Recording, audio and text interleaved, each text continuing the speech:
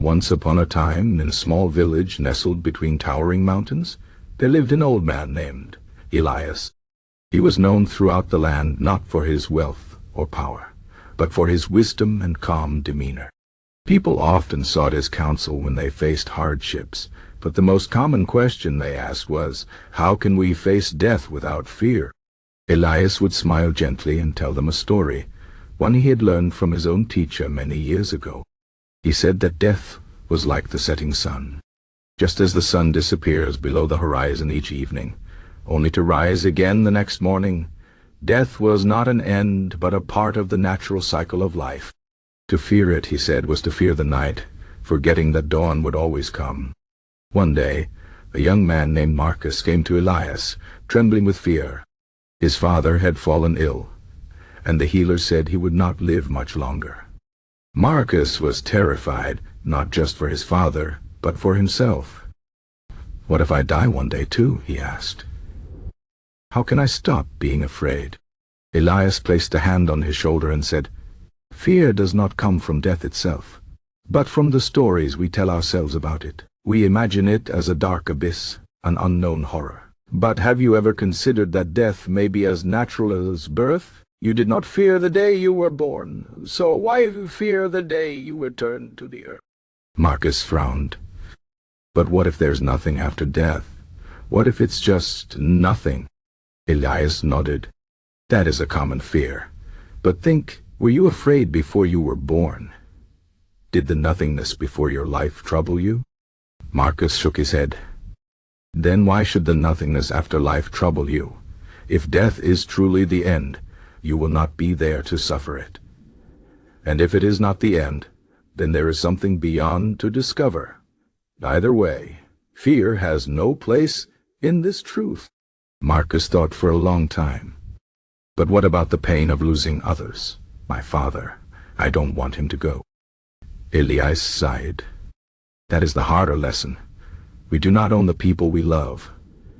They are like leaves on a tree, beautiful while they last, but destined to fall when their time comes. Your grief is natural, but it should not be mixed with fear. Your father's life was his own journey, and his death is simply the last step. Honor him by living well, not by fearing the inevitable." Over time, Marcus began to change. He sat by his father's side, not with dread, but with gratitude for the moments they still shared. When his father finally passed, Marcus felt sorrow, but not terror. He remembered Elias's words. Death was not an enemy, but a companion on the path of existence. Years later, when Marcus himself grew old, a young woman came to him with the same question: "How can I face death without fear?" And so, just as Elias had done, Marcus shared the wisdom he had learned. He told her that fear of death was often fear of life unlived, of dreams abandoned, of love unexpressed. "Do not wait for death to remind you to live," he said. "Fill your days with meaning, and when the time comes, you will have no regrets." The young woman listened carefully. She realized that her fear came from imagining death as a thief stealing her future. But Marcus helped her see that the future was never guaranteed. Only the present moment was real. By focusing on what she could control, her actions, her thoughts, her kindness, she could let go of the fear of what she could not control. And so the lesson was passed down through the generations. The villagers learned that death was not something to conquer, but something to understand. They saw that bravery was not the absence of fear, but the choice to act with courage despite it.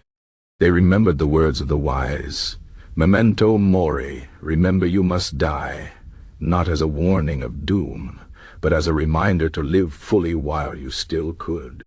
In the end, Elias's wisdom was simple but profound. Death was not the opposite of life, it was part of it. To fear death was to resist the very nature of existence. But to accept it, to make peace with it, was to free oneself from its shadow. And in that freedom, true strength was found. So if you ever find yourself lying awake at night, heart pounding at the thought of the end, remember the story of Elias and Marcus. Remember that death is only frightening if you see it as an interruption of life, rather than its natural conclusion. Do not waste your days trembling before an inevitability. Instead, ask yourself, am I living in a way that will make my death a peaceful surrender rather than a battle against the inevitable? Live with purpose. Love without holding back.